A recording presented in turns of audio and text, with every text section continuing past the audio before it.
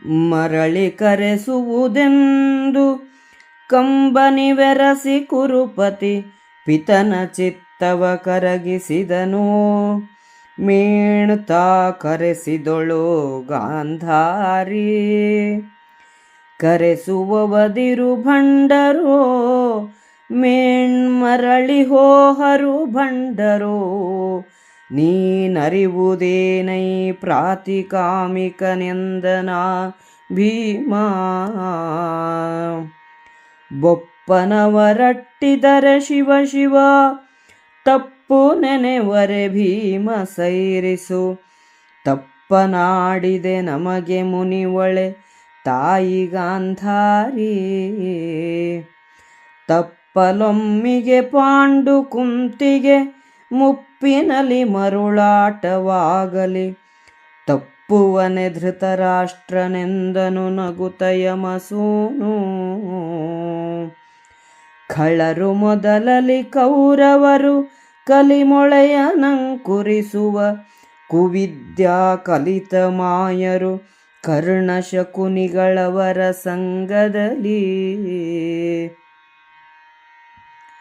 ತಿಳಿದು ನಡೆವವನಲ್ಲವಿದು ನಿರ್ಮಲದ ನೀತಿಗೆ ಸಲ್ಲ. ನಿಜ ಪಿತನೊಳಗು ನಿರ್ಮಳವಲ್ಲವೆಂದನು ಭೀಮನ ಸುನಗುತ.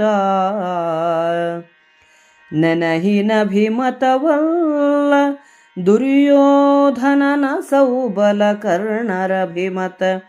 ಜನಪಧೃತರಾಷ್ಟ್ರನಿಗೆ ಗಾಂಧಾರಿಗೆಯ ಲಂಘ್ಯವಿದು. ಅನುನಯದ ಹೊತ್ತಲ್ಲ ನೀವು ಜಸ್ತಿನಪುರಿಯ ಹೊಕ್ಕಾಗ. ಘನಕಾನನಕ್ಕೆ ಗಮಿಸುವಿರೆಂದರಾದ್ರೌಮಾದಿ ಮಂತ್ರಿಗಳು. ಕರೆಯೆ ಕಾದುವುದಾಡುವುದು ಸಂಗರಕ್ಕೆ ಜೂಜಿಂಗಿದು. ಮಹೀಶರ ಪರಮಧರ್ಮವಲೆ ನಿಧಾನಿಸೆ ವೈದಿಕಾಂಗದಲ್ಲಿ. ಗುರುವಲಾ ಧೃತರಾಷ್ಟ್ರನಾಥನು ಕರೆಸಿದಲ್ಲಿ ವಿಘಾತಿ ಬಂದರೆ ಬರಲಿ ಸೈರಿಸಬಲ್ಲೆನೆಂದನು ಧರ್ಮನಂದನನು. ಭೀಮನು ಪ್ರಾತಿಕಾಮಿಕ, ನೀನು ತಿಳಿದಂತೆ ಸತ್ಯವೇನು ಹೇಳು. ನಮ್ಮನ್ನು ಮತ್ತೆ ಕರೆಸಿರೆಂದು ಕೌರವನು ಅತ್ತು ಧೃತರಾಷ್ಟ್ರನ ಮನಸ್ಸನ್ನು ಕರಗಿಸಿ ಬದಲಾಯಿಸಿದನು, ಅಥವಾ ಗಾಂಧಾರಿಯು ನಿನ್ನನ್ನು ಕಳಿಸಿದಳು? ಇನ್ನೊಂದು ಪ್ರಶ್ನೆ, ನಮ್ಮನ್ನು ಕರೆಸುವವರು ಭಂಡರೋ ಅವರೇ ಕರೆದರೆಂದು ಮತ್ತೆ ಹೋಗುವವರು ಭಂಡರೋ ಹೇಳು ಎಂದನು.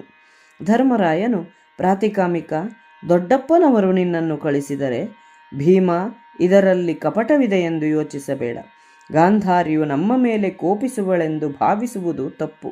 ಪಾಂಡುವೇ ನಮ್ಮ ವಿಷಯದಲ್ಲಿ ತಪ್ಪಲಿ, ಕುಂತಿಗೆ ಮುಪ್ಪಿನ ಅರೆಮರುಳು ಆಡಿಸಲಿ, ಆದರೆ ಧೃತರಾಷ್ಟ್ರನು ಎಂದಿಗೂ ತಪ್ಪುವುದಿಲ್ಲ ಎಂದನು.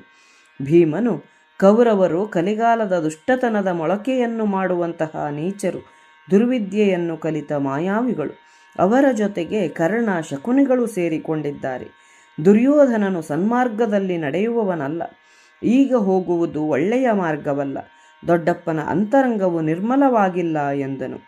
ಧೌಮ್ಯನೇ ಮೊದಲಾದ ಮಂತ್ರಿಗಳು, ಧೃತರಾಷ್ಟ್ರನು ಹೇಳಿ ಕಳಿಸಿರುವುದು ಅವನ ಮಾತಲ್ಲ. ದುರ್ಯೋಧನ, ಶಕುನಿ, ಕರ್ಣರು ಹೇಳಿದ್ದನ್ನು ದಾಟಲು ಧೃತರಾಷ್ಟ್ರ ಗಾಂಧಾರ್ಯರಿಗೆ ಆಗುವುದಿಲ್ಲ. ನೀವು ಹೋಗಿ ಹಸ್ತಿನಾಪುರವನ್ನು ಹೊಕ್ಕರೆ ಅಲ್ಲಿಂದ ನೀವು ಕಾಡಿಗೇ ಹೋಗುವಿರಿ ಎಂದು ಎಚ್ಚರಿಸಿದರು. ಆಗ ಧರ್ಮರಾಯನು, ಯುದ್ಧಕ್ಕೆ ಕರೆದರೆ ಕಾದುವುದು, ಜೂಜಿಗೆ ಕರೆದರೆ ಆಡುವುದು ಕ್ಷತ್ರಿಯರ ಪರಮಧರ್ಮವೆಂದು ವೈದಿಕಾಂಗದಲ್ಲಿ ನಿರ್ಧಾರವಾಗಿದೆ. ಇಷ್ಟರ ಮೇಲೆ ಧೃತರಾಷ್ಟ್ರನು ಗುರು, ಅವನು ಕರೆಸಿದ ಜಾಗದಲ್ಲಿ ಹಾನಿಯುಂಟಾದರೆ ನಾನು ಸೈರಿಸಬಲ್ಲೆ ಎಂದನು.